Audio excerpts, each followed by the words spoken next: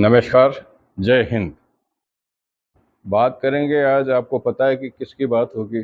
कल हम आपसे बात नहीं कर पाए थे। दरअसल में जिस प्रकार से अचानक शाम को एक चौंकाने वाला मैसेज आया कि हमने ट्रंप के कहने से, अमेरिका के राष्ट्रपति के कहने से सीज फायर कर दिया है।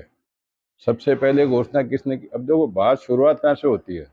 ठीक है, सीज फायर होना था, लड़ाई होती, बाद में भी होती, पहले भी होती, जो कुछ भी होना होता, लेकिन जिस ढंग से इसका पटापेश किया जाने की कोशिश की गई, उससे निश्चित रूप से यह कहा जा सकता है कि मेरे ख्याल से इतिहास में पहला मौका है जब दो की लड़ाई के अंदर तीसरा मूसलचंद बनकर के सामने आया है। अमेरिका, ये वही अमेरिका है जिसने नरेंद्र मोदी को वीजा देने के लिए मना कर दिया था, और आज हम उसी अमेरिका के राष्ट्रपति के कहने से सीज फायर ठीक है, पहले भी कह चुका हूँ, सीज फायर होता, पहले होता, बाद में होता, लेकिन इसकी घोषणा पाकिस्तान करती या हम करता, हिंदुस्तान करता। लेकिन ट्रंप ने इसको देकर के हमारे विश्व गुरु वाली बात को थोड़ा सा एक सस्पेंस में डाल दिया है। हम अपने आप में खुद सॉलिड हैं। हमारी सेना, जब बार बार प्रधानमंत्री कह रहे थे कि 140 करोड़ लोगों की, हिंदुस्तानियों की रक्षा के लिए हम प्रतिबद्ध हैं। ठीक है, आपने प्रतिबद्ध हो, आपने निशाना लिया, आपने कहा था कि हम इनको मिट्टी में मिला देंगे। अमित शाह ने कहा था कि हम इनको चुन चुन करके मारेंगे। ऐसी कौन सी स्थिति आ गई कि आपने अचानक इसका पटापेक्ष इस रूप में कर दिया, जिसको लेकर के आज चर्चाएं जारी है। बात करते हैं विपक्ष की। विपक्ष ने आपको पूरा साथ देने के वादा किया था। प्रधानमंत्री भले ही सर्वदलीय बैठक के अंदर खुद नहीं गए हों, उन्होंने कोई प्रेस कॉन्फ्रेंस नहीं की हो, उन्होंने अपनी तरफ से कोई बयान जारी नहीं किया हो, लेकिन विपक्ष ने अपनी भूमिका पूरी सरकार के साथ में होने की कर दी थी। कम से कम आप विपक्ष को तो साथ में लेते, सेनाओं के प्रमुखों को तो साथ में लेते, और आपने चलो ठीक है कर दिया, जो भी कर दिया, आपने कुछ हिंदुस्तान के लिए अच्छा सोचा होगा, उसके किया होगा, लेकिन करने के बाद में आप कुछ तो कहते, गृह मंत्री बोलते या प्रधानमंत्री खुद बोलते कि हमने ये सीज फायर क्यों की है। ठीक है कर दी, लेकिन वो तो कुत्ते की पूंछ है। उसने मात्र 3 घंटे के अंदर आपको फिर से चुनौती दे दी।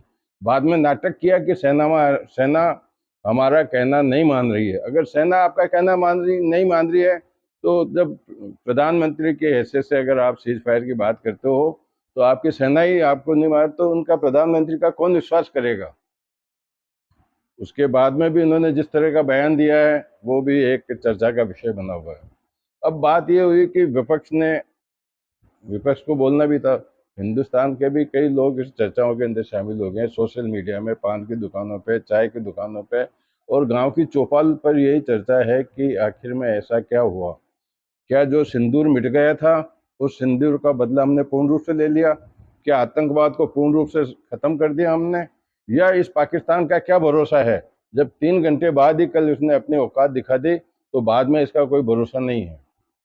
कुल मिलाकर के अब यह चर्चा जिस तरह की हो रही है, लेकिन हम हिंदुस्तानी हैं, देशभक्त हैं। हिंदुस्तान का लीडर जिस प्रकार की बात कहेगा, हम उसको समर्थन करने वाले हैं, लेकिन दिल के अंदर एक शंका तो होती है। परिवार के अंदर भी अगर कोई परिवार का मुखिया, आज 5 आदमी का, 10 आदमी का परिवार है, कोई परिवार का मुखिया कोई निर्णय लेता है, तो परिवार के सदस्यों को उससे पूछने का है कि भाई आपने निर्णय क्यों लिया?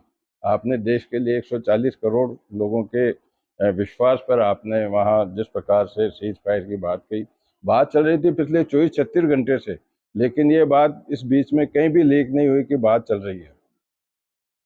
तो कुल मिलाकर के अब यह है कि इसका फायदा किसको हुआ? सीधा सीधा फायदा इसको अमेरिका को हुआ है।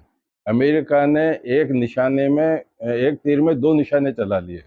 एक तो उसने चीन को चुनौती दे दी, पाकिस्तान को अपनी गोद में बैठा करके, जबकि जैसे ही सीज फायर हुआ था, चीन ने पाकिस्तान को समर्थन देने की घोषणा की थी, लेकिन चूंकि अमेरिका के दखल से सीज फायर हुआ, तो हो सकता है कि पाकिस्तान अब चीन के बजाय अमेरिका को ज़्यादा तवज्जो देगा। तो उसने इस तरह की बात कर ली, और हमारे फैसले को करके अब भी आज उन्होंने कहा है कि मैं बहुत खुश हूँ। ट्रम्प कह रहे हैं कि मैं बहुत खुश हूँ इन दोनों का फैसला करा करके, और मैं इनको व्यापारिक तौर पर दोनों को सुदृढ़ करने की कोशिश करूँगा। तो ये सब कहने की बातें हैं। अब कुल मिलाकर के पार्टी में राहुल गांधी जो विपक्ष के नेता हैं संसद में, उन्होंने अपनी बात कही तो बात वाजिब है।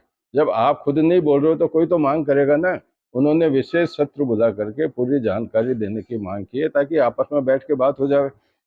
साथ में ही सर्वदलीय बैठक की भी मांग की है, लेकिन उसमें यह कहा गया है कि उसमें प्रधानमंत्री खुद भी मौजूद रहें। तो ये तो बातें हो गई इस तरह की। लेकिन कुल मिलाकर के बात करें तो अब ये प्रश्न है कि पाकिस्तान पर हम कैसे भरोसा कर सकते हैं। जिस प्रकार से सेना की भी आज छोड़, सेना तो खैर है ही है। जहाँ अभी युद्ध के दौरान काफ़ी स्वयं सेवकों ने, पूर्व सैनिकों ने, युवकों ने, स्काउट्स ने, गाइड ने और कई लोगों ने, लगभग 5 लाख से अधिक लोगों ने, जिस प्रकार की मीडिया के अंदर, सोशल मीडिया में था, उन्होंने अपनी खुद की युद्ध में शामिल होने की मंशा जाहिर की थी। उनको भी निराशा तो हुई है। फिर ठीक है, देश के हित में अब ये बात तो जब मालूम पड़ेगी 12 तारीख को क्या समझौता होता है, 12 तारीख को क्या बात होती है, इसको लेकर के अभी संशय की स्थिति बनी हुई है कि क्या होगा क्या नहीं होगा। फिर भी हम हिंदुस्तानी हैं, हिंदुस्तानी धैर्य से रहते हैं, धैर्य से ही अपनी जो रणनीति है उसको धैर्य से ही आगे ले जाते हैं और धैर्य रखना भी चाहिए, क्योंकि 12 तारीख दूर नहीं है। 12 तारीख को क्या समझौता होगा या आगे क्या बात होगी तो देखने वाली बात होगी। तो कुल मिलाकर के जो लोगों के दिल की चर्चाएं हैं, जो बात है, वो मैंने आपके सामने शेयर की है। लेकिन इतना जरूर है कि अगर जिम्मेदार लोग इस बात, अब आज सेना ने प्रेस कॉन्फ्रेंस की, सेना ने प्रेस कॉन्फ्रेंस करके और सारी जानकारी दी कि युद्ध के अंदर कितने लोगों को मारा, किस तरह के हथियार काम में हुआ, कितने उनके कितने नुकसान पहुंचाया। लेकिन कुल मिलाकर के अगर ये स्थिति सीज फायर से पहले हिंदुस्तान के किसी भी जिम्मेदार प्रतिनिधि द्वारा की जाती तो उसमें हमको एक संतोष होता। खैर जैसा भी है, उन्होंने जो कुछ भी किया है हिंदुस्तान के भले में किया होगा। लेकिन ये बात जब सामने आएगी, जब ये लोग अपनी जबान से इस बात को सामने लाएंगे, तो आज के प्रसंग उसको यहीं विराम देते हैं। कल फिर किसी नए प्रसंग के साथ मैं आपके सामने उपस्थित होऊंगा। तब तक के लिए नमस्कार।